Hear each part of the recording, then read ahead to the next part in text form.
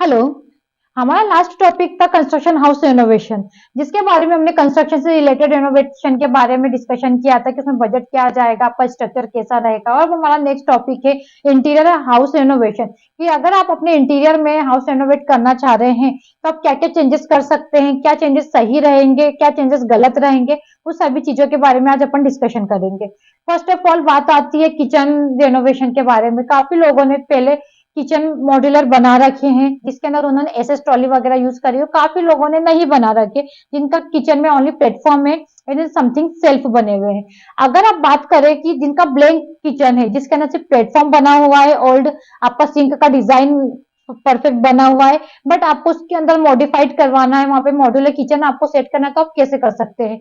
Basically अगर सोचा जाए कि जब भी हम मॉड्यूलर किचन डिजाइन करते हैं तो जो उसका प्लेटफॉर्म रहता है, हम बेसिकली ट्राई करते हैं कि वो प्लेटफॉर्म हैंगिंग रहे। बिकॉज अब अगर नीचे हम ट्रॉली सेक्शन बनाते हैं तो हैंगिंग प्लेटफॉर्म में हमें नीचे क्लियर स्पेसिंग मिलता है डिवाइडेशन के लिए। बात की जाए पुराने टाइम पे बने हुए किचन प्लेटफॉर्म की, उस टाइम पे किचन प्लेटफॉर्म को सपोर्ट देने के लिए वहां पे टाइल्स या फिर किसी भी फर्श का यूज कर लिया जाता था, जिससे उसको सपोर्ट मिल जाता था। बट उसकी वजह से अगर आप वहां पे मॉड्यूलर किचन की ट्रॉलीज वगैरह यूज करेंगे या फिर लगाएंगे तो उसको क्लियर स्पेसिंग नहीं मिल पाता है, जो कि काफी डिस्टर्बेंस देता है। तो अगर इस चीज का आप सॉल्यूशन करना चाहते हैं तो आप ट्राई कीजिए कि अगर आप किचन सेट करवा रहे हैं अपने ओल्ड प्लेटफॉर्म पे, तो आप प्लेटफॉर्म को चेंज करवाने की कोशिश कीजिए। बिकॉज ऑफ अगर आप उस प्लेटफॉर्म को चेंज करवा देंगे तो आपको नीचे क्लियर स्पेसिंग ट्रॉली सेट करने के लिए काफी अच्छी मिल पाएगी। हाँ, ये इसमें पैसा आपका लगेगा, बट ये है कि आपको काफी अच्छा किचन में चेंजेस दिखने को मिलेगा। अब उसके बाद में बात आती है कि पहले के पुराने वॉल हाइलाइटर आपके लगे हुए हैं, उसे हम चेंज करें या नहीं करें। पुराने अगर आपके प्लेटफॉर्म के ऊपर वॉल हाइलाइटर्स लगे हुए हैं, टाइल्स के हाइलाइटर्स लगे हुए हैं, तो हमेशा अगर आप मॉड्यूलर किचन में जो भी लेमिनेट्स यूज करेंगे रेनोवेशन के टाइम पर, आपको उस डिजाइन को देखते हुए, उस टाइल्स के हाइलाइटर को देखते ही कलर कॉम्बिनेशन सेट करना पड़ेगा, जिसकी वजह से आप चॉइस में कंट्रोलिंग हो जाएगी। अगर आपने ये चाहा है कि अगर वहां पे व्हाइट हाइलाइटर लगे हुए, अगर आप दूसरे शेड्स में जाना चाह रहे हैं तो आपको दूसरे शेड्स में जाने में प्रॉब्लम होगा। लाइक अ डार्क शेड अगर आप लगाना यूज करना चाह रहे हैं तो उसके साथ में किचन के जो टाइल हाइलाइटर्स है वो और आपके मॉड्यूलर किचन का जो कलर कॉम्बिनेशन है लेमिनेट्स का, वो सेट नहीं होगा। इसलिए आप कोशिश करें कि उन हाइलाइटर को आप चेंज करवा ले, रिप्लेस करा ले, उसकी जगह जो मॉडर्न वे में हाइलाइटर्स चल रहे हैं उसे आप सेट करवा ले। उससे आपका किचन का लुक काफी अच्छा हो जाएगा। आप किचन में इतना पेमेंट लगा ही रहे हैं तो अगर थोड़ा सा अगर आप किचन हाइलाइटर के टाइल्स चेंज करने में लगा देंगे तो कोई दिक्कत नहीं होगी।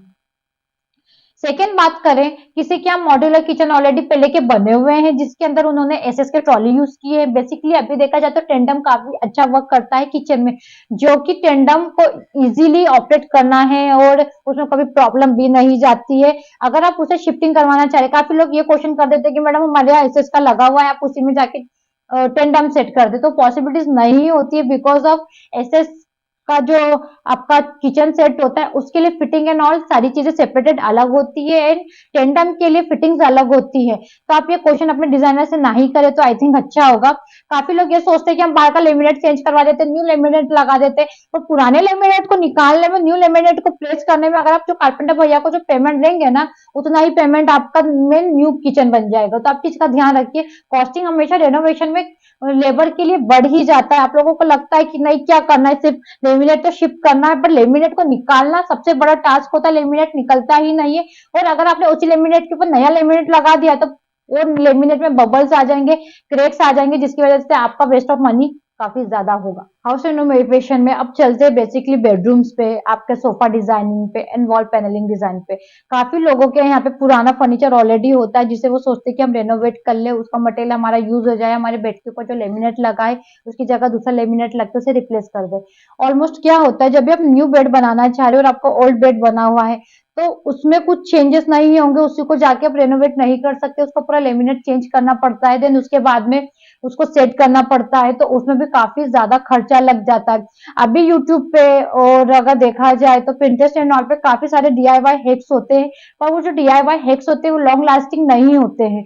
कि आप सोचे कि आपका बेड रेनोवेट करने के बाद आप 7-8 साल उसे चला रहे, तो वो नहीं होगा। पेंट एंड फिनिश छोटे मोटे चेंजेस करने के साथ में आप उसे जैसे 1 से 2 साल तक आप यूज करोगे, उसका पेंट ऑलरेडी खराब हो जाएगा, देन आपको वो खर्चा वापस करना पड़ेगा।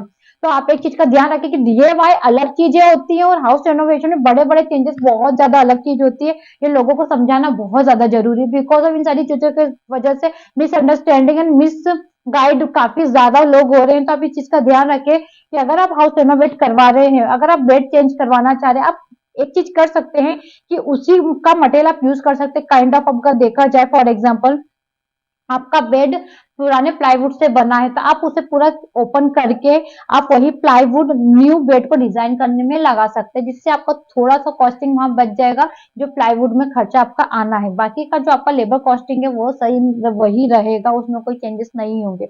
बात करते हैं सोफे को डिजाइन करने का, रीसेट करने के लिए, तो सोफे में भी काफी सारी चीजें होती है। आप उसका कुशनिंग चेंज कर सकते हैं, सारी चीजें चेंज कर सकते हैं। उसमें अगर पुराना है, जो पुराना प्लाईवुड यूज किया है, तो आप कुछ न्यू प्लाईवुड एड ऑन करवा के उसकी स्ट्रेंथ बढ़ा सकते हैं, और उसके अंदर न्यू कुशन, न्यू फैब्रिक का यूज करके आप उसे न्यू लुक दे सकते हैं। बट उसमें भी आपका पेमेंट का खर्चा आएगा ही, पैसा लगना ही है। ऐसा नहीं है कि बहुत कम प्राइस में आपका सोफा चेंज हो जाएगा, सोफे में रेनोवेशन हो जाएगा। आप इस चीज का ध्यान रखें कि जब भी आप ओल्ड फर्नीचर को रेनोवेट करने का सोच रहे हैं या फिर उसका यूज करने का सोच रहे हैं, तो इन सारी चीजों का आप ध्यान जरूर रखें। एंड टेक्निकली वे में भी आप अपना फर्नीचर को देखें कि भैया हमने उसे सेट करवाया है कि तो वो कितने साल तक चल पाएगा। क्या मतलब है कि आपने उसमें छोटे मोटे चेंज करवाए, रेनोवेट करवाया, पेमेंट लगाया और ज्यादा से ज्यादा 2 से 3 साल तक वर्क कर रहा है, तो आप ये चीज जरूर चेक कर ले कि आपके फर्नीचर की स्ट्रेंथ उतनी है कि नहीं, कि वो इस फ्यूचर तक चल पाएगा रेनोवेट करने के बाद में। उससे अच्छा है कि आप न्यू फर्नीचर बना सकते हैं। अगर आप ऑन साइड पे फर्नीचर नहीं बना पा रहे हैं, तो आप अपने डिजाइन के अकॉर्डिंग बाहर से सेट करवा के फर्नीचर अपने घर में भी लग सकते हैं। ये एक अच्छा सोल्यूशन है आपके इंटीरियर के लिए। और जब भी आप इंटीरियर में भी अगर आप रेनोवेट करना चाह रहे हो, तो आप इंटीरियर डिजाइनर को हायर जरूर करें। वो आपको सही गाइड देंगे, कोई भी इंटीरियर डिजाइनर कभी भी गलत गाइडेंस नहीं देगा। तो आप इस चीज का ध्यान जरूर रखें, हाउस रेनोवेशन कंस्ट्रक्शन में भी एंड हाउस रेनोवेशन इंटीरियर में भी। अगर आपको आज का हमारा टॉपिक अच्छा लगा, तो आप हमारे पेज को फॉलो, लाइक एंड शेयर जरूर करें, एंड हमारे यूट्यूब चैनल को आप सब्सक्राइब भी करें। Thank you so much.